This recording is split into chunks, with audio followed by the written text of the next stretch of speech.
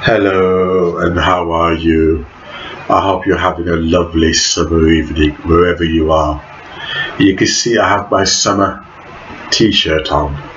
It's too hot to wear my Journey to Justice and Truth t-shirt. I'm having a couple of them made differently. However, today's saucy, summary subject is cross-dressing in Islam. If you think Islam could not get any stranger or any weirder, you would be surprised as to what Muhammad in Islam actually got up to. Really rather bizarre, and the reason being, and that is, let me just, this stupid Mac freak is coming up. Just give me 2 seconds better.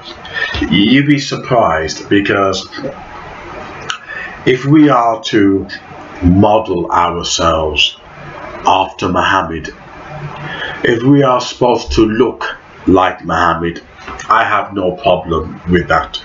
Have a beard, you know, and if you're supposed to eat the way Muhammad is, it becomes a cult of Muhammad.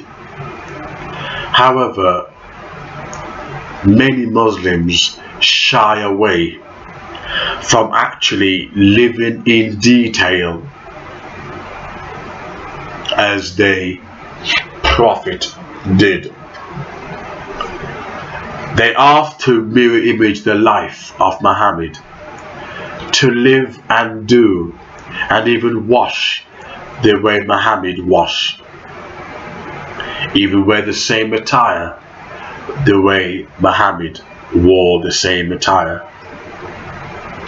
However, you must ask these Muslims, how far do you want to imitate your leader Muhammad? How far do you want to imitate him? Do you want to go all the way, or just some of the way? After all, Muhammad had a 6-year-old bride. How many Muslims want to have a 6-year-old bride? They begin to shy away in the West when faced with the conundrum, the dilemma, the predicament of their leader, Muhammad. But it gets worse than that, because according to the life of Muhammad in the Bukharis and the Hadiths, Muhammad was a cross-dresser. Sorry, I haven't got a miniskirt or high heels. I think I load them out today, or I would have wore one for you. But no, I don't have any high heels around. But Muhammad was a cross-dresser. In other words, he would have fit into the LGBT community. He would have no problem fitting in the gay community. Maybe that's the reason why gay people love Muhammad. Is that the reason why? Let's have a look. Why gay people love Muhammad.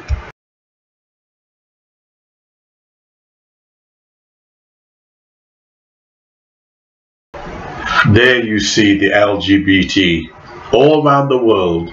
They obviously going to play games with you and pretend they support Donald Trump, they support Liberal Democrats, they support Labour, they support Republicans. These LGBT, they play the game. But however, it's interesting how they support Muslims. Just like the white feminists, they support Muslims. They support Islam, I should say. And you can see why. They have a lot in common with Muhammad. Muhammad was sexually pluralistic. During one of his weird visions,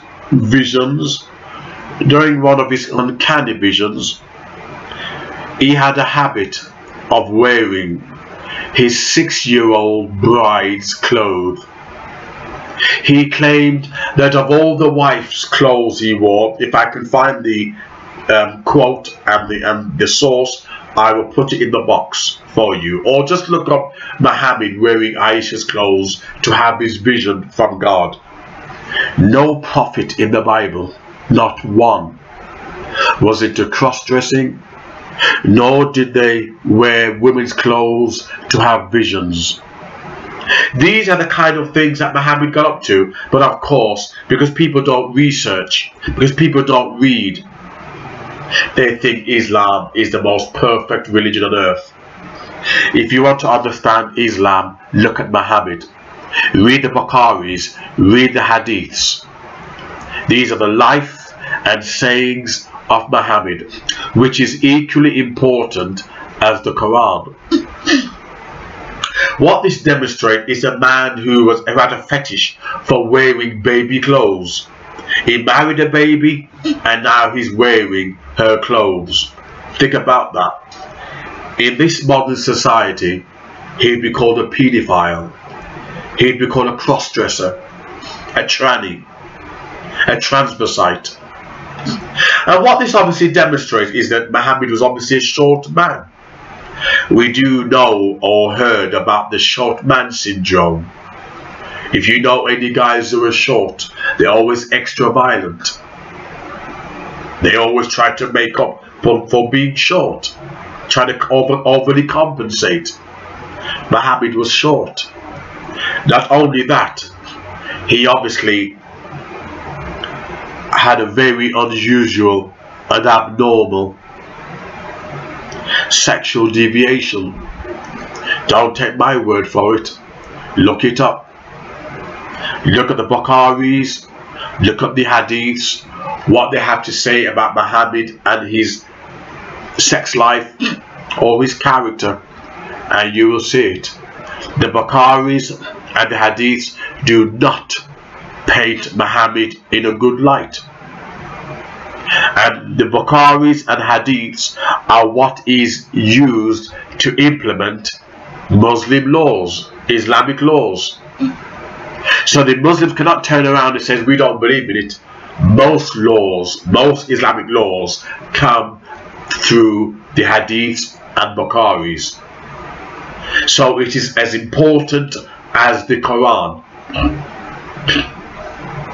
What this demonstrates is that the Westerners who are converted to Islam obviously are not well read. They're not well read at all. I too once looked into becoming a Muslim years ago. I didn't have any common sense, and I looked into becoming a Muslim. And when I started to read the total number of contradictions in the Quran, sheer plagiarism, and studying Ahmed Didat tapes and seeing where he blatantly lies to Christian theologians and then use the same lies somewhere else, and he would have conflicting testimonies, as well as what's his name, Dr. Niki. As well, I studied all these Islamic scholars and imams. I studied a lot of them. They're big liars. They don't care how they convert you. They don't care what method they use, even lies and deceit, just to get you into the cult of worshipping this cross-dressing transvestite Muhammad. He could do whatever he wanted to do. It was okay. He could do murder, looting, raping, even marrying his own son-in-law or wife, because Allah told him this man was a sexual predator, but it was okay because Allah told him. When you compare Muhammad to Christ, you realize something does not add up.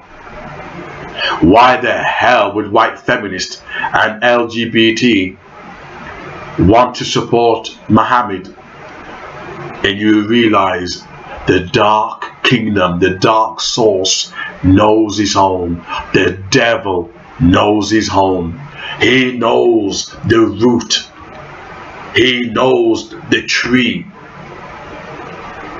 And LGBT and white feminists do not find Islam threatening because it's from the same gene pool of filth and antichrist spirit.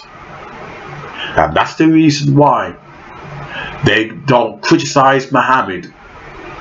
But I dare them, look at the character of Muhammad, look at his history, and see what they have to say. I'd be surprised if the feminists, the LGBT, they'll support him. But I'll be surprised if the feminists who claim to be about women's rights, whether they continue supporting Muhammad. Be very interesting to watch. Don't forget, next week, Wednesday, the 26th of July, the biggest and powerful court ever.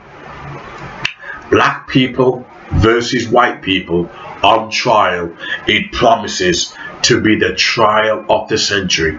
Black people versus white people on trial.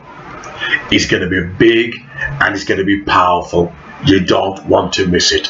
Full of secrets and surprises. Be prepared for it. You don't want to miss out.